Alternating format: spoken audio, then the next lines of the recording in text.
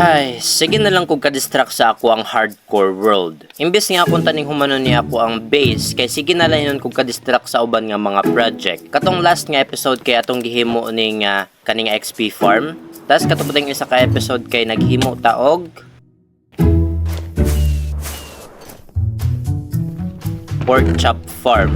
So karon nga adlaw panon na siguro para ako na gyud ning humanon ni ako ang base kay hantod karon bati gihapon kayo siya kanang fail gihapon kayo siya. Og ako sa mong pakitaon kung unsa ang ako ang first step nga plano ani ako ang base. Magkuha sa takajot og stone, moss block og daghan din nga bones. So ato sa ning i-fill up diri tanan og stone.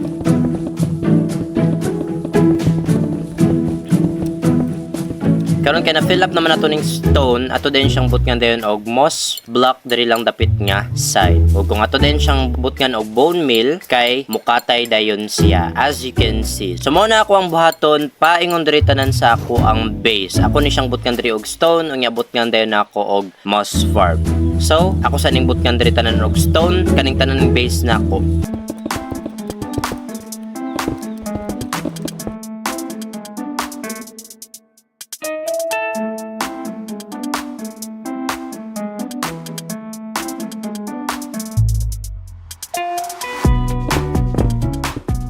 After 1 hour, mao pa niya akong nahuman diri tanan.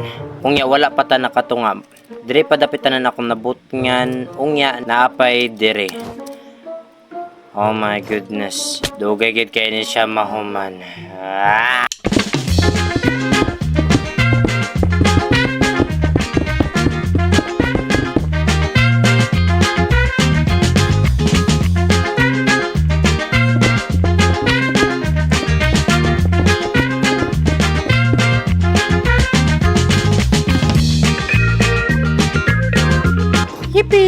Nahuman ra gyud siya tanan. Oh my goodness. Karon kay nahuman naman ko butang aning stone sa ako ang floor. Ang sunod na ako nga step kay pag bone meal na ni tanan hantod sa mukatay ni ang kaning moss paingon sa ako ang base.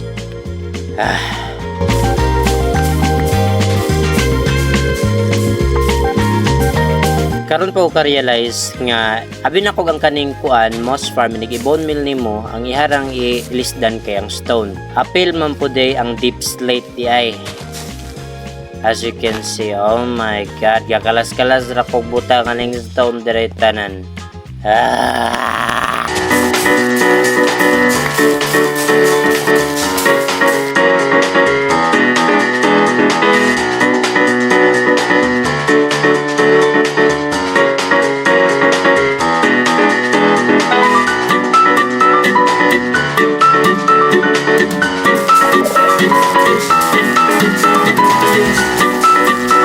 Man ra gyud siya nabdan gyud ko pila ka oras og kuan gyud binon meal ani nga kuan. So human ra gyud siya tanan pero murag parang nako boring ra kayo, murag plain ra kayo, nga green ra kayo nya tapos mao ra dayon azalea ra din ang naa. So siguro ako po siguro nimbot nga no kanang kahoy.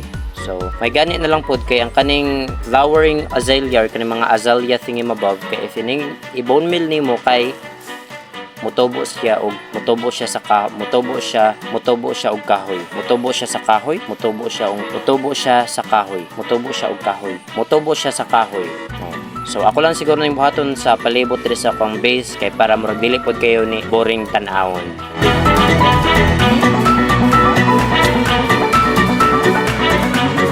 Okay, human ra gyud siya.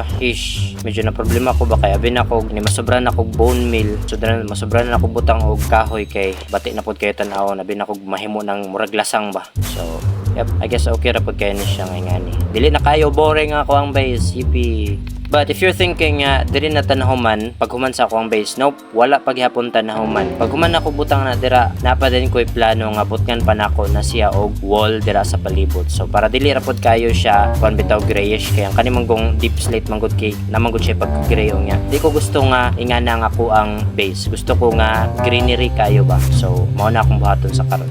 So unsa man ang akong plano, ipakita sa mo na ako kung unsa gid ang akong plano ani dire.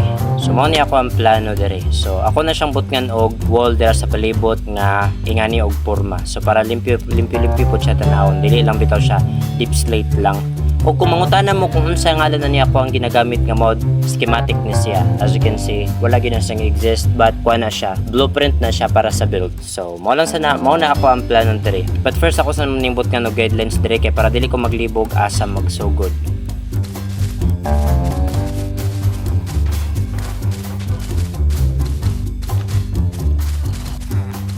Karon kay nahuman naman tagbutang aning mga outline palibot sa ako ang base. Panahon na gyud para maghimo nako sa wall na gyud. Ay salamat. Nabot na gyud ta diri nga point. Kung mangutana mo nganong nalipay kog mayo nga nana ko diri dapit nga step tungod kay simple na kayo ni diri. Tungod aning Lightmatic. As you can see na siya blueprint para kung unsa akong himuon sa wall. So ako ra na siyang sundon og dili na din ko maglibog asa ibutang ang mga blocks. Ang kulang na lang kay ang mga materials. Ako ra din siyang ikuan din diri right click dire unya kung mahuman na din ko na niya ako ra din siyang i-move dayon dito sa next na po dayon nga quad. As you can see may pulos ani mga outline ani dire kay para kabalo ko kung asa ang sunod nga wall ibutang og sugdan na pud nato og himo. But first ato sang kuhawon ta ng mga materials para paghimo aning wall.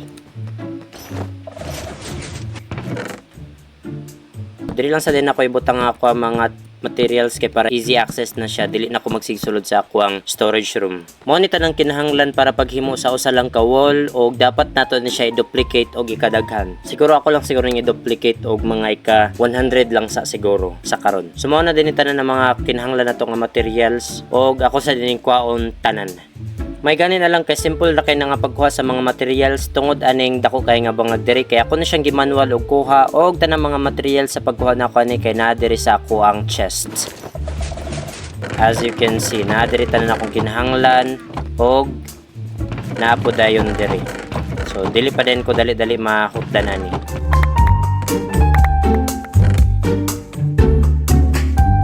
A few moments later. Karon kay nakuha naman nato ng mga materials para paghimo sa wall. Ato na yung sugdan og himo. Dili na ako sugdan og himo hantod sa palibot dito tanan sa ako ang base. Wish me luck.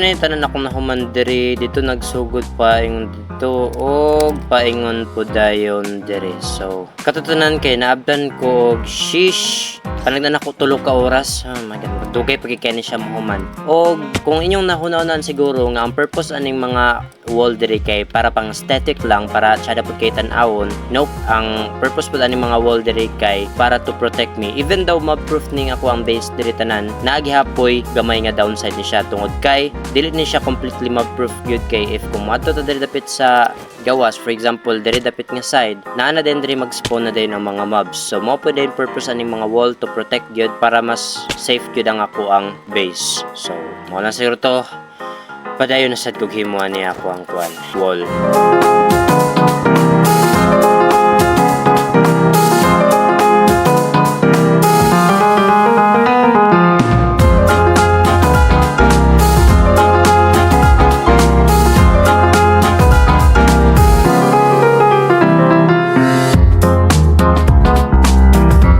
Okay, after pila gyud ka oras na nabtan pa man gani kog duha ka adlaw hinimuan ni but dili gyud full day. Nahuman ra gyud nato tanan ng wall sa ato ang base. So my goodness, dugay gyud kani siya nahuman. Nabtan gyud kog 2 days. IRL 2 days nga paghimuan ni kay kapuyan kay ko kay sakit kay akong kamot inig magpalabi ko og kuan. Dili tungod kay mo sakit ako mata og tanaw sa screen but mo sakit ang ako ang likod og mo sakit pud ang ako ang kamot karon nga inyo makita sa screen. As you can see mo pula ang ako ang kamot if magdugay kog maayo sa pagunit sa mouse. Oh my goodness. So karon nabot ka naman nato ni tanan og wall ang palibot sa ato ang base. Kulang na lang kay kaning manay mga gap og ang plano lang siguro na ko ni kay butngan na lang nako ni og dark oak planks ato lang tanawon kung unsay naong anak kay if ako na siyang i-blend na pud diri tanan kanang balistone na pud dira i-blend ang pagbutangan ni mga bangag-bangag diri grabe na pud kay siya ka boring so siguro ato pud ning butkan gamay og kanang mga gradient or unsa ba na dira oh so kadto lang mo kuha sa taog dark oak planks. Dili na punta magsugod og fill up og mga planks sa kung ahata nagsugod og himo aning wall. Ato sa ning tanawon diri kung unsay naong niya. Og mao niyang naong ambot lang kung unsa ako ang kuan na murag bati man kay tan-awon bay. Oh my goodness. Ako santan but kan ning isa diri para makabalota kung unsa gay feeling na ko ani diri basig bati ra pud kayo sa tan-awon, so yeah. Og oh my god, okay. I think dili ko ganahan ana bay. Unsa ka ako ang kuan ani? But nga tanaw data sa laing angle daw eh. Something feels off. Kabalo ko nga na problem. Murag siguro kay plain ra kayo siya or something, or siguro akong gihimo siya gingana. Ato sa daw ning i-fix gamay daw eh. Okay. Third attempt, tanaw nato kung say now. Something feels off. I know. Something feels off. Hold on. Okay. Fourth attempt. Oh my god. Okay. Wait, hold on. Oh my goodness. Okay, dili na po daw tang angle. Ambot lang sa akong mafila na nga pan. Sixth attempt. Oh my god. Let me see. Murag bati ra pud kay ning deep slate break kay ang kadalasan sa mga build na ko diri kay halos tanan deep slate na. So ako sa pud ning lisdan. Okay. Ambot pila na ni ka attempt. I don't know how to feel about that, bro. Something manggod, something feels off, something feels missing. Okay. Panagdan ako, nara day akong ginapangita dayo, okay? Since mo blend siya sa palibot, tapos dira dayon mag-create siya og some kind of texture para aning mga kwan wall. So, dili ra pod kayo siya gray tan-awon og na siya gamay nga green. So, ato daw ning buhaton diri dapit nga side. Okay, atong tanawon diri sa layo. Okay, murag mas arang-arang na siya kaysa ato ang black nga akong gibutang. So, mao na siguro ni akong buhaton sa palibot sa akong base kaning na mga gap. So, another montage na naman.